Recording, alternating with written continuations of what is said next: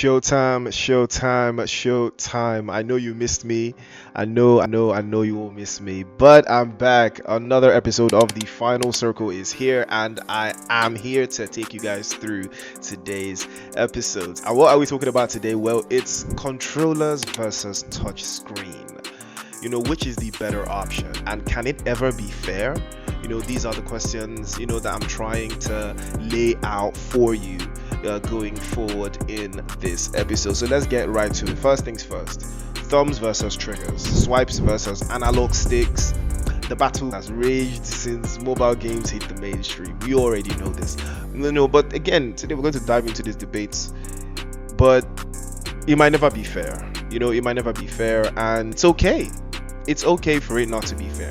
But we're going to break down the semantics, the mechanics, and all of that in this episode. So let's start with the basics. Touchscreen players have access to features like custom EQDs, claw control setups, and gyro aiming as well. It takes time for sure, but once this is mastered, I've seen this go absolutely deadly in top tier levels of competition. Again, it's also one of those things you have to think about when you want to veer into a particular esports title that is engrossed in the mobile architecture of esports. But again, if you now think about the other side, controllers, analog sticks for smoother aiming, triggers for fast reaction times, and ergonomics that your fingers actually thank you for. Because one thing between these two is playing claw or whatever on your screen or your phone screen is going to hurt your fingers over time.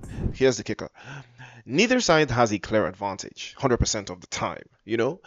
Some games favor raw reflexes, others reward precise stick movement. One guy looks like he's performing finger yoga, and then you now have to look at the other person just chilling with his controller. Now we break it down into the competitive aspect of this. Most top level tournaments do not allow you to use controllers for mobile gaming. Most top level tournaments, but for most of them, it's all about leveling the playing field. Everything it has to be, even down to the devices. For top level competition, all of the devices are usually the same, the internet the same. So why? Your skills have to be at least on par with the people that you are competing against. That is where it stems from. But if you look at Call of Duty Mobile, is also different there, because the rank system of the Call of Duty Esports setup doesn't necessarily care, because I think you're allowed to use both controllers and your fingers. Is up to you. And this is something that I've seen personally.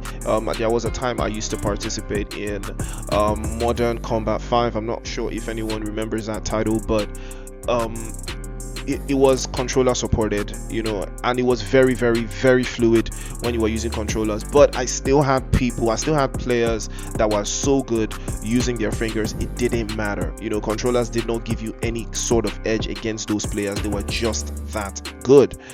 So again, it doesn't matter. That aside, but then it opens up a bigger conversation. Should we be playing on the same servers? Does it compromise integrity? Some pro players have complained, saying it's like running a race where some runners get rollerblades. But again, I think it still boils down to skill level. Yes, there may be some advantage, maybe, but I still think it boils down to skill more than anything else. But again, now we'll talk about the numbers.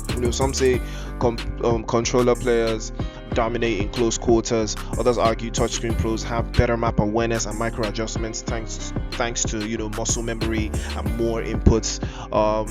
Again, but some of the players that I've seen and I've watched their content on YouTube or TikTok or whatever, the touchscreen players just dominate in mobile tourneys, in mobile tournaments globally.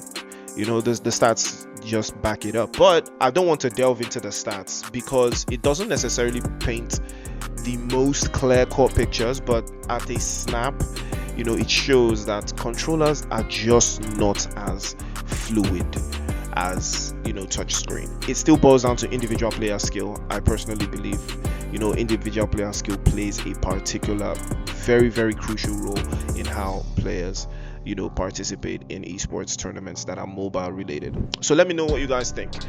Should we split the lobbies, or is the cross inputs competition? Is that what makes mobile esports even more exciting?